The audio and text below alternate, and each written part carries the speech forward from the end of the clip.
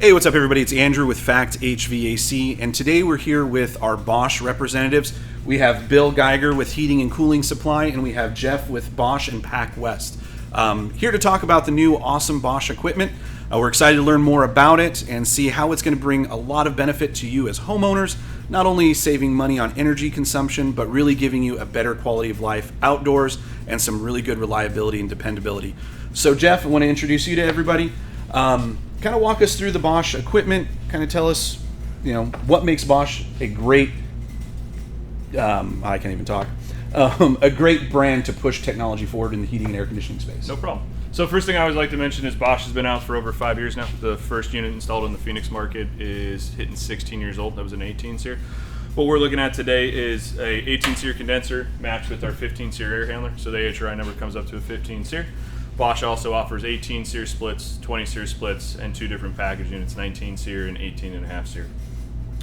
They all share aesthetically the same board, a few different parts and pieces. So 4 condensers, 8 air handlers, 2 package units makes it far easier for parts, pieces, SKUs, and things like that. So if you ever have an issue, it's easier to get what you need.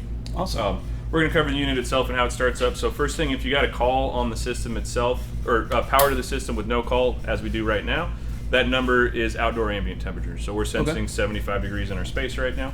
One single board compared to some competition that has 2, 3, or 4 different boards. Right. Before we actually kick it on, the first thing to hit is high SEER product typically is communicating. So it requires a proprietary $500 plus stat, special thermostat, wire, things like that. The Bosch is non-communicating, so I have a dumb air handler. There's no talking indoor and outdoor. We can use any thermostat we'd like. This happens to be a Nest E Pro. We make our own stat, but you can use any kind of thermostat you'd like to. If we're using a smart stat such as the Nest, we turn off the learning function. Now, what's the reason for turning off the learning function? But the easiest way to put it is I don't want a $250 stat deciding what's most efficient. So most of those smart stats, they kind of spy on you as far as what your heating and cooling needs are, and then it decides based off an algorithm when to turn it on, when to turn it down, when to turn it up, when to turn it off. And this system does it on its own. So we don't want it to decide. Same thing if we put on our thermostat, we want to turn it to 1 cycle per hour. Typically out here in Phoenix, we're usually used to setting 3 to 4. We don't want the thermostat to decide. We want this thing to run all the time. If I could get away with a wire nut and the homeowner didn't have to get up to undo that wire nut, that's what I would prefer. Very cool. That's great information. So that's mine coming from a technical background. My number one favorite part is non-communicating. We can even use an add-a-wire kit because of that. Second is size and decibel rating. So they range from 56 decibels up to 79, depending on what speed we're running at. We'll get into that. And then footprint. So this is a 3-ton. It's 29.25 by 29.25. My 5-ton has the exact same footprint of 29.25 by 29.25. It's 8 inches taller. So my 5-ton sits about this big. Awesome. So where some of my competition's 3-ton 20 SEER sitting on the ground is still taller than mine sitting on this cart. So you don't need a crane to get in the backyard. It goes through a standard residential gate. This fits through a door. You don't need 10 guys to lift it over a fence. It makes it easier. And then if it's outside that master bedroom window or kitchen window, it's no longer blocking the view. Nice. So those are my 3 bigger things. We're going to kick it on to startup. I want you guys to notice a few things. Before I do it, first the outdoor fan motor kicks on. It runs for a certain period of time. It's going to start moving air across sensors so we can read, and then the compressor kicks on. So we always start at the lowest hertz possible. In fact, my 5-ton on startup is 3.4 amps. So we're running this unit right now based off of 2 120 volt plugs. So I'm hitting either side of the breaker or the bus panel, right? And simulating 230. It's not a true 230. The reason I'm able to do that is because I have such a low starting amp drop. I'm not going to trip a 15 amp breaker, right? So condenser fan motor is going to kick on first like it is. So we're still reading outdoor set temp. You'll notice the compressor kicks on. The fan motor will drop speed and we'll start off at 0 and you'll see it start climbing in numbers. That number is hertz, or how many hertz we're running at. It's not AC voltage, so it'll go above 60 hertz. It's DC. On the 18 SEER, we can range from 30% of rated capacity up to 116. The 20 and 18 SEER can go from 30 up to 126, and we're watching that at 1% at a time. So if we wanted to equivalent it to stages, it's technically 85 if we thought it about that way. Oh, wow. But 1% at a time that we're moving. Compressor just kicked on, so it started at 16 hertz. We'll slowly watch it ramp up. The whole point of the Bosch is to not overshoot. We want to get as close to set point as possible, run as long as possible. We're matching the load in the space without varying airflow. So our 18 and our 20s here use a 2-speed ECM. If you want to use both stages of fan, you don't have to. I recommend you do. That's based off a 2-stage thermostat. So we don't do true variable speed, right? So as the capacity drops or the load in the space drops, we'll actually drop the amount of refrigerant we send or how much capacity it delivers while maintaining the same amount of airflow. I think it's a huge plus, especially here in Phoenix, for a couple reasons. Not every house can you access ductwork, right? There's not a single house out there designed for 16 SEER plus equipment because that's relatively new. And then how many homeowners actually want to pay to reduct a whole entire home to work appropriately? Right. When, ductwork can be expensive. So if we throw a 20 SEER on with variable airflow, when that unit drops capacity and also drops air, that's when you get hot spots, cold spots. We might not have enough velocity to throw the air from the register to fully clean a room, right? So maintaining airflow while dropping and keeping efficiency, I think is a huge, huge plus. Now with everybody's concerns of indoor air quality too, the amount of air changes you need for those to truly work, this will match it to where some of the ones that can, drop to 800 CFM from 2000 per se, they're not going to do the same kind of air cleaning. So it is a big benefit. So I want to pause right there for everybody that when we're talking to you about the Bosch product, just the way that's designed and understanding it from Jeff, that saves a ton of money when you're upgrading the efficiency of air conditioning equipment in your home. A lot of companies, when we have to do these high efficiency systems, we're talking about hundreds and thousands of dollars of ductwork to be added to make sure you can maximize the efficiency of that air conditioner.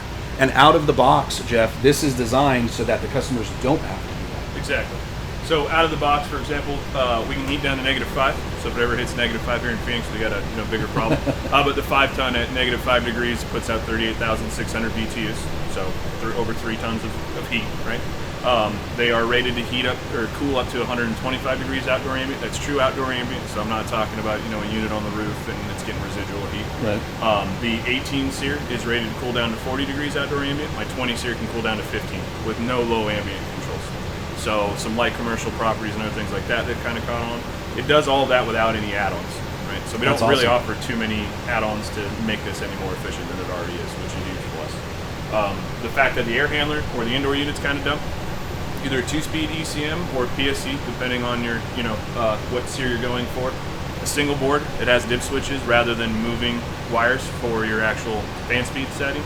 All aluminum coil with a Danfoss TXV. So there's no EEV, there's nothing that's commonly returned under warranty, nothing to have an issue with talking or electrical issues or anything like that. It's as simple as we can get on the inside itself. So I think that's also a huge plus. So that metering of the refrigerant that you were talking about to help achieve efficiencies, depending on set points, ambient temperatures, all of that's really happening out of condenser as opposed to EEVs inside of the evaporator? So the unit's got a built-in coil temperature that it's shooting for. So the basic way to put it is we're looking what we're sending out refrigerant pressure temperature wise and what we're getting back in. So this thing's got transducers, compressor discharge temperature sensor, there's your ambient sensor, condenser coil temperature sensor. There's even a built-in amp meter, which we'll cover.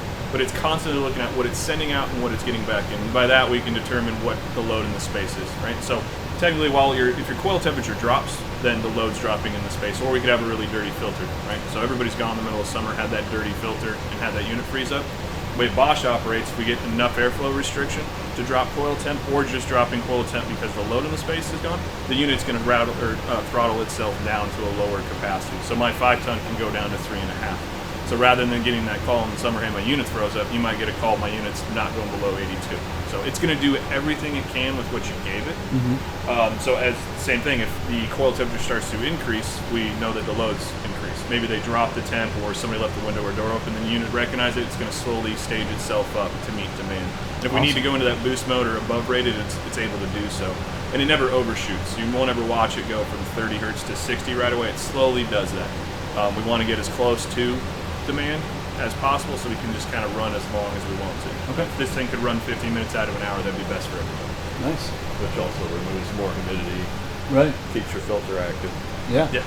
No, So I mean, it's got a lot of benefits to stay running. it's really cool to see the design element that went into this, in that instead of trying the communication side, getting rid of the EEVs, trying to make the split system work in tandem to achieve efficiency, you guys kind of put the brains of it all inside of the condenser, and that's what's doing everything. They did. They took the headache out of installing a high SEER product, right? If it's a 20 SEER that installs like a 14 SEER, if you compare it to some of the competition, say I can get this installed in 6 hours, it's easy to double on another one. I do a 1-day install to where you got to go do any kind of commissioning on another brand. That could be a 2-day install, and that drives up costs for not only you guys, labor, but homeowner at the end. Right. And energy consumption or cost is a big concern, but my number one concern when I was in the field is comfortable. right? I don't care how energy efficient my AC is. If I'm not comfortable half the time, I'm not going to like it. So they kind of got hit best of both worlds as far as that goes. First off, a huge thanks to Jeff with Bosch and Pac West and Bill from Heating and Cooling. Thank you guys for coming out and talking through the Bosch product with us. We're real excited to bring it to our customers. We think this is going to be a game changer, especially out here in Arizona, providing people with real value, real technology that helps them save money on their heating and air conditioning equipment. So guys, thank you so much for coming out. We're excited to bring Bosch to the valley here in Arizona. So thanks for having us. Looking forward to it.